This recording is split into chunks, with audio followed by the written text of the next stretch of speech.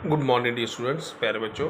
आज हम करेंगे क्लास 8 सब्जेक्ट हिस्ट्री का chapter number 2 from trade to territory the company establish powers. इस चैप्टर में प्यारे बच्चों जो हमारी प्रीवियस क्लास गुजरी उसमें हमने क्वेश्चन नंबर 7 तक इसका कंप्लीट किया था। तो आज हम इसको आगे कंटिन्यू करेंगे और इसके जो बाकी बचे हुए क्वेश्चन हैं उनको आज हम सॉल्व करेंगे। क्वेश्चन नंबर 8 हमारा है, in what way was the administration of the company different from the that of the Indian rulers. कहते हैं जो एडमिनिस्ट्रेशन कंपनी जो है वो किस तरह से डिफरेंट है इंडियन रूलर का जो एडमिनिस्ट्रेशन था उसके साथ। इंडियन रूलर और कंपनी में क्या फ़र्क था, उनके एडमिनिस्ट्रेशन में क्या क्या फ़र्क था, वो डिफरेंस जो हमने क्वेश्चन नंबर 8 में बताना है कि किस तरह से कंपनी का एडमिनिस्ट्रेशन और रूलर्स का, इंडियन रूलर जो थे उनका एडमिनिस्ट्रेशन डिफरेंट है। तो आंसर हमारा है the difference in the administration of the company and that of the Indian ruler is given below. कहते हैं जो डिफरेंट है कंपनी के एडमिनिस्ट्रेशन में और इंडियन रूलर के एडमिनिस्ट्रेशन में वो हमने यहाँ पे डिफरेंस किया है। तो इसी तरह से मैं आपने भी कॉलम बनाना है, वन साइड लिखना है अपने कंपनी एडमिनिस्ट्रेशन और सेकंड कॉलम में लिखना है इंडियन रूरल एडमिनिस्ट्रेशन। इसमें हम कंपनी एडमिनिस्ट्रेशन का कौन से रूल हैं वो लिखेंगे और इसमें हमने इंडियन रूरल एडमिनिस्ट्रेशन के क्या रूल्स हैं वो लिखेंगे। पहला जो है कंपनी का एडमिनिस्ट्रेशन का जो रूल था वो है the company divided the territory into presidency. कहते हैं जो कंपनी है वो अपनी जो टेरिटरी है उसको प्रेसिडेंसी को सूबे में डिवाइड करती, जिसका एक अध्यक्ष होता था, है ना। इस तरह से वो प्रेसिडेंसी में डिवाइड करती थी। किसको? टेरिटरी को। कौन करता है? कंपनी।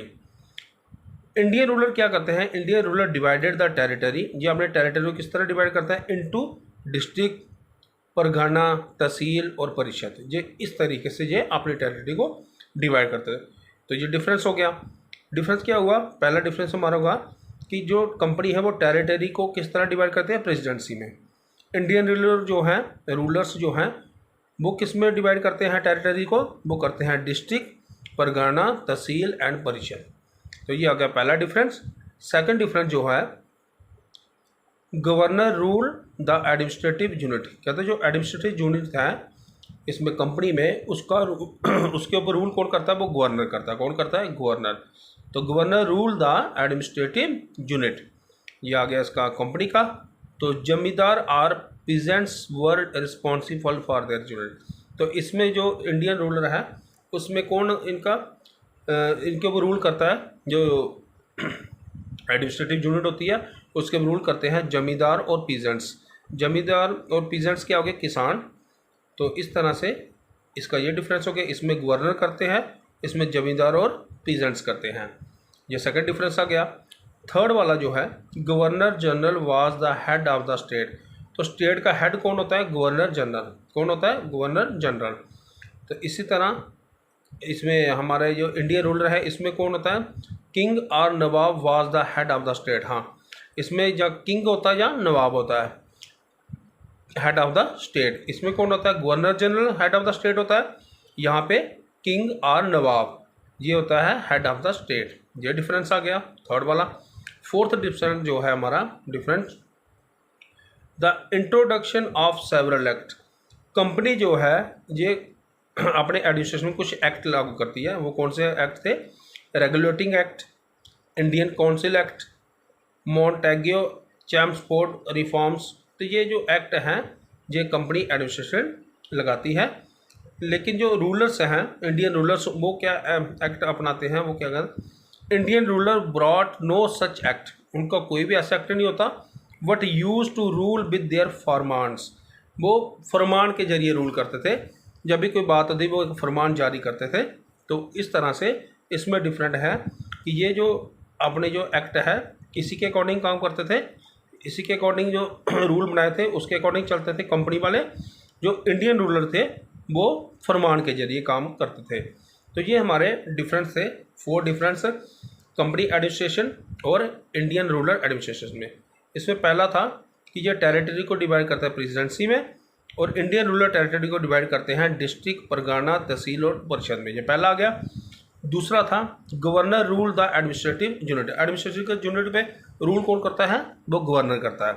यहाँ पे कौन करता है? जमींदार और पीजेंट्स। ये फ़र्क हो गया। थर्ड वाला था governor general was the head of the state. Head of the state कौन था? Governor general. और इसमें हेड ऑफ द स्टेट कौन है? किंग और नवाब। तो इस तरह से ये थर्ड वाला हो गया। फोर्थ वाला जो था कि company introduction the several act, ये कुछ एक्ट के जरिए काम करती थी, जैसे regulating act, Indian council acts, Montagu, Chelmsford reforms. तो इस तरह से जो इंडियन रूलर्स हैं वो brought no such act but used to rule with their फरमान्स, वो अपने फरमान के जरिए रूल करते थे। तो ये क्वेश्चन नंबर हमारा 8 था, जिसमें हमने स्टडी किया administrative difference between company and the ruler of India. तो now move to the question number 9। Question number 9 हमारा है describe the changes that occur in the composition of the company army. कहते जब कंपनी ने अपनी army बनाई उसमें उस आर्मी में उन्होंने क्या क्या चेंज लाया। क्या है? डिस्क्राइब द चेंजेस, हमने चेंजेस बतानी है, डिस्क्राइब करनी है। That occur in the composition, composition बनना ऑफ द कंपनीज आर्मी, जब कंपनीज की आर्मी बनी उन्होंने उसमें क्या क्या चेंजेस लाई, वो हमने अभी स्टडी करना है। आंसर हमारा है इन अर्ली 19th सेंचुरी। कहता है जब 19th सेंचुरी शुरू हुई उसमें क्या हुआ? The britisher introduce a uniform military culture. फिर उन्होंने क्या किया? एक यूनिफॉर्म वाली आर्मी मिलिट्री कल्चर शुरू किया। पहले कोई जो आर्मी वगैरह होती थी उनकी यूनिफॉर्म नहीं होती थी, लेकिन अर्ली 19th सेंचुरी में क्या हुआ? ब्रिटिशर जो थे, अंग्रेज जो थे, उन्होंने इंट्रोड्यूस किया, क्या किया? यूनिफॉर्म। कौन सी यूनिफॉर्म? मिलिट्री कल्चर यूनिफॉर्म, जो आर्मी, वो वाली आर्मी जो अपनी यूनिफॉर्म पहन के काम करती थी। तो ये कल्चर कब शुरू हुआ? अर्ली 19th सेंचुरी में। किसने शुरू किया? ब्रिटिशर ने introduce a uniform military culture. Soldier were given training in European style drill and discipline were also introduce to regulate their life. कहते हैं फिर इनको यूरोपियन तरीके से इनको ड्रिलिंग करवाते थे इनसे, है ना, परेड कराते थे, डिसिप्लिन बताते थे इनको, और इनकी ये सारा कुछ इन्होंने इनकी लाइफ में यूनिफॉर्म हो गया, एक्सरसाइज हो गई, फिर उसके बाद परेड हो गई, है ना, ये सब कुछ अंग्रेजी मतलब यूरोपियन स्टाइल में इनको इंट्रोड्यूस किया टू रेगुलेट देयर लाइफ, इनकी लाइफ में इंट्रोड्यूस किया। In 18th century the East India company recruited peasants into their army. कहता है 18th सेंचुरी में इन्होंने क्या किया था? ईस्ट इंडिया कंपनी ने जो पीजेंट, जो किसान, जो फार्मर्स थे, उनको क्या किया? आर्मी में भर्ती किया, आर्मी में उनको सेलेक्ट किया। This was known as the sipahi army, और उनको बाद में क्या बोलते थे? सिपाही आर्मी, सिपाही आर्मी। तो ये जो चीज़ें हैं, ये चेंजेस उन्होंने लाई। क्या चेंजेस लाई थी ब्रिटिशर ने? उन्होंने क्या किया था? यूनिफॉर्म मिलिट्री कल्चर शुरू किया। उसके बाद सोल्जर को उन्होंने ट्रेनिंग दी, किस स्टाइल में? यूरोपियन स्टाइल में, और उनको प्रेयर कराते थे, उनको डिसिप्लिन सिखाते थे, किस तरीके से डिसिप्लिन का अपना ध्यान रखना है। तो इसी तरह 18th सेंचुरी में जो आर्मी में लोग लाए, उन्होंने भर्ती की, वो कौन से थे? वो पीजेंट्स थे, किसान थे, फार्मर्स थे। तो उससे उन्होंने आर्मी में उनको सेलेक्ट किया, और बाद में वो पीजेंट्स जो जब वो आर्मी में चले गए तो उनको हम बोलते थे सिपाही आर्मी।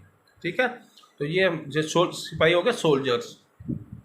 तो प्यारे बच्चों, ये हमारा क्वेश्चन नंबर 9 हमारा यहाँ पे कंप्लीट हुआ। इसी तरह से हमारा chapter number 2 from trade to territory the company established powers यहाँ पे हमारा ख़त्म हुआ। अच्छे तरीके से प्यारे बच्चों अपनी कॉपी मेंटेन कीजिए, इसको अच्छे से लर्न कीजिए। तो आज हम इतना ही करेंगे, कल हम नया टॉपिक लेंगे, उसको करेंगे। Thank you very much.